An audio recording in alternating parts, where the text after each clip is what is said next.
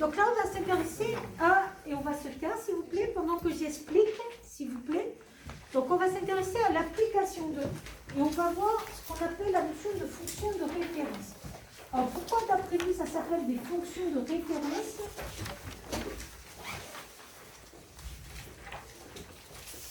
Alors pourquoi ça s'appelle des fonctions de référence? C'est la fonction de référence. Parce que c'est des fonctions par rapport auxquelles on va se référer. Alors, la fonction carrée, elle se donne de cette façon-là. Alors, on va commencer à parler de cette fonction carrée. Pourquoi, d'après vous, cette fonction s'appelle la fonction carrée? Quel est le procédé de cette fonction? Qu'est-ce qu'elle fait, cette fonction? Elle met au carré. Donc, la fonction carrée, c'est tout simplement une définition.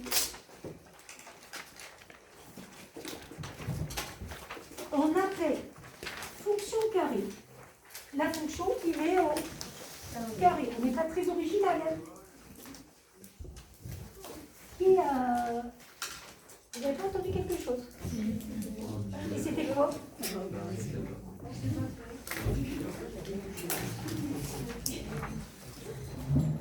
La fonction qui met au carré un nombre réel. Donc cette fonction carrée, elle va partir des réels, elle va aller dans les réels, il y a tout nombre x, elle va lui associer quoi? Son carré. Et donc, est-ce qu'elle existe partout, cette fonction carrée? Est-ce qu'on peut toujours calculer le carré d'un nombre? Non. Mais si. C'est pour ça que l'ensemble de définitions, j'ai mis que c'était quoi? L'ensemble des réels. C'est-à-dire que tout nombre réel va admettre un carré. On est d'accord sur ça? Bon, ça c'est la définition de la fonction carré. On va représenter la courbe de cette fonction carrée. Oui. On appelle ou on appelle? On appelle. Excuse-moi, j'écris pas très bien. On appelle. Comment on représente, d'après vous, la courbe représentative de la fonction carrée? Qu'est-ce qu'on a dit quand on veut représenter la courbe d'une fonction? Il faut faire quoi?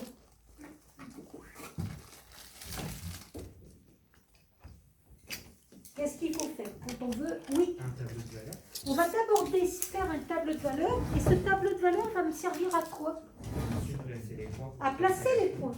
Donc dans le tableau de valeur, je vais prendre des valeurs, par exemple moins 3, moins 2, moins 1, 0, 1, 2, 3.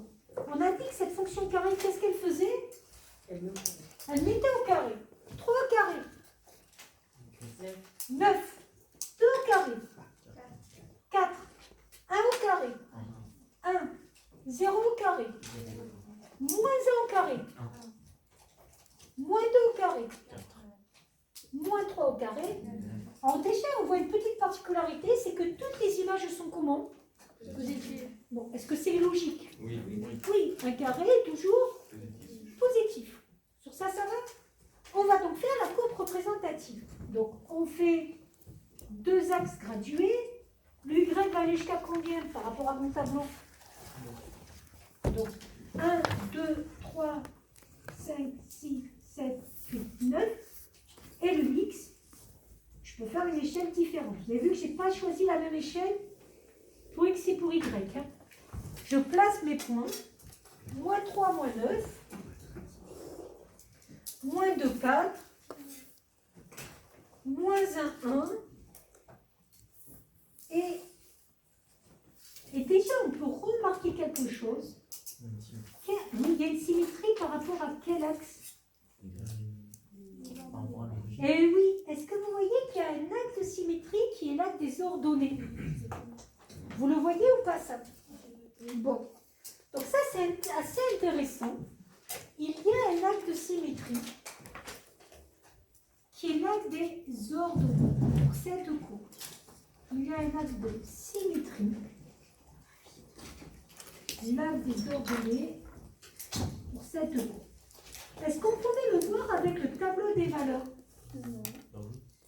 Alors oui, on pouvait le voir.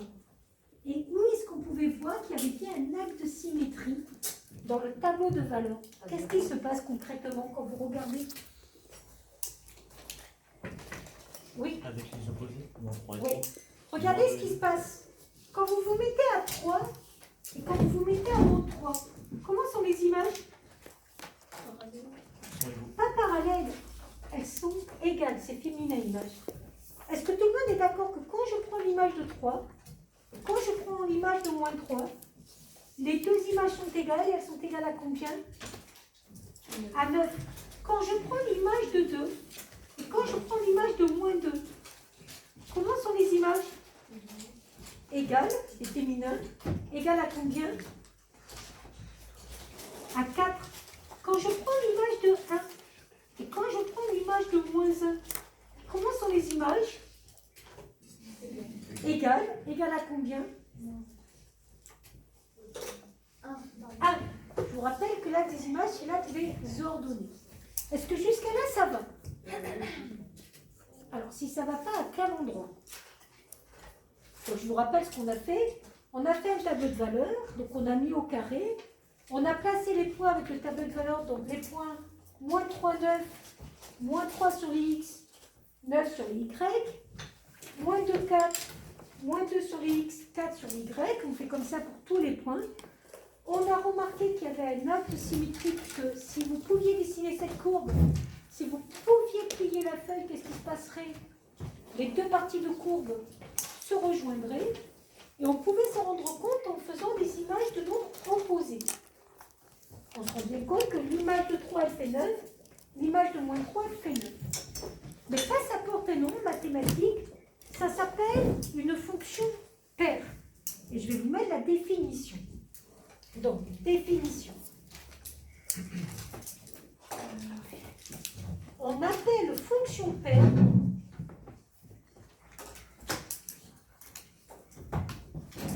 Vous allez un petit peu trop. Alors, pour l'instant, vous m'écoutez, je laisserai le temps d'écrire, ne vous inquiétez pas. Enfin, vous écrivez en même temps si possible, mais si vous n'arrivez pas, vous m'écoutez en priorité. On appelle fonction paire toute fonction vérifiant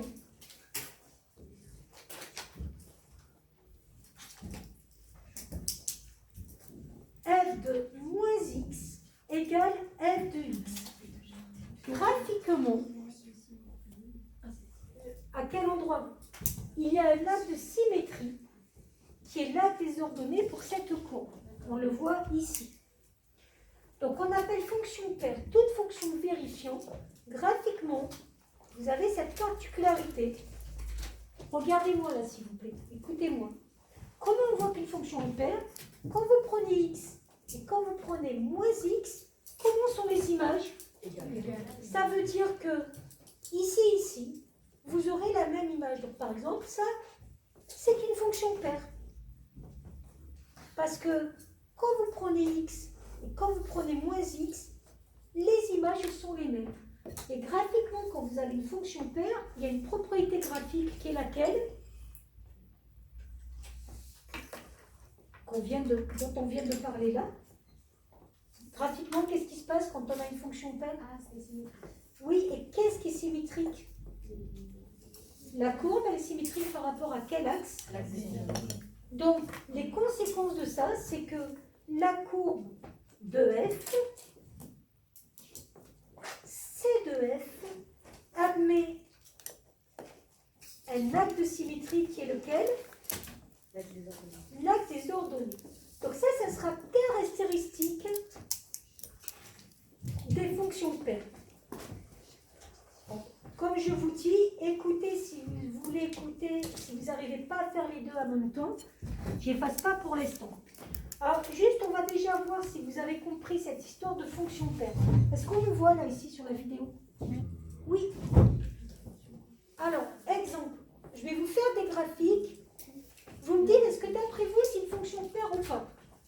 Ici, est-ce que c'est une fonction paire?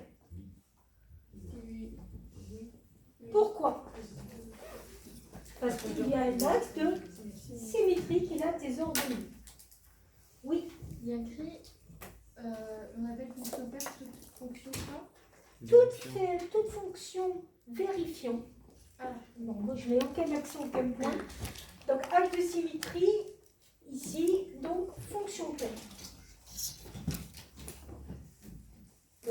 prenez un x, son image sera la même que si vous prenez moins x. Vous voyez graphiquement ce qui se passe? Quand vous prenez x et moins x, il y a la même image. Si vous prenez ça, est-ce que c'est une fonction paire? Non. Pourquoi? Alors, c'est symétrique, mais par rapport à quoi? Alors, à l'origine. Oui. Ici, c'est symétrique par rapport à l'origine, c'est symétrie centrale. Par contre, c'est pas symétrique par rapport à l'axe des ordonnées. Est-ce qu'ici, c'est une fonction paire? Mais attendez, je ne vais pas faire. Donc, est-ce qu'ici, c'est une fonction paire quand je fais ça?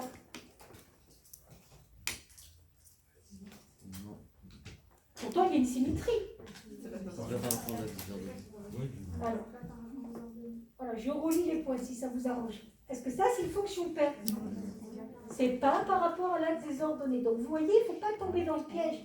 Ici, il y a bien un axe de symétrie, mais par contre, ce n'est pas l'axe des ordonnées. Donc, ça, ce n'est pas une fonction paire. D'accord? Oui, quelle est ta question? Mais si au début c'est symétrique et après ça ne l'est plus, donc c'est pas une fonction paire. Il faudra, c'est toujours symétrique si tu regardes bien, c'est-à-dire que si tu prends une valeur ici, son opposé aura la même image. Par contre, si ça change, si ta courbe elle change d'aspect et que ça ne marche plus, c'est pas une fonction paire. Il faut que ça soit propriété de partout. Alors, je vais juste terminer par le tableau de variation. Oui. Je ne comprends pas ce que vous avez écrit, c'est marqué la courbe de f, CF. Admet un acte de symétrie, excuse-moi, j'écris pas très bien. Admet un acte de symétrie qu'il a des ordonnées. C'est comme ça qu'on voit qu'une fonction est paire. D'accord? Le tableau de variation de la fonction carré, qui pourrait me dire ce que fait le tableau de variation de la fonction carré? Je mettrai des flèches comment? En regardant la courbe. Alors, il y a une symétrie, oui. Et donc, De moins l'infini jusqu'à 0, ça va être une flèche. Voilà, ça va être fonction décroissante, croissante. Et si je devais écrire ça avec une phrase, comme je vous ai demandé au contrôle, avec une phrase, vous me diriez quoi avec une phrase? Et elle va pas être comme ça? Ma fonction carrée, c'est que ma fonction carrée ici. Ma fonction carrée, c'est la courbe ici, c'est ma fonction carrée. Si je devais l'écrire avec une phrase, vous m'écririez quoi avec une phrase? La fonction, elle est sur quel intervalle? Donc ça, quand on vous demande d'écrire avec une phrase, il faut écrire sur moins l'infini 0. La fonction est décroissante. Et sur l'autre intervalle, elle est comment? Et sur l'autre intervalle, elle est croissante. Ça, c'est quand vous devez rédiger ça avec une phrase. Et on va utiliser ces variations pour après comparer des carrés de nombres. Donc, je m'arrête là, vous pouvez mettre stop.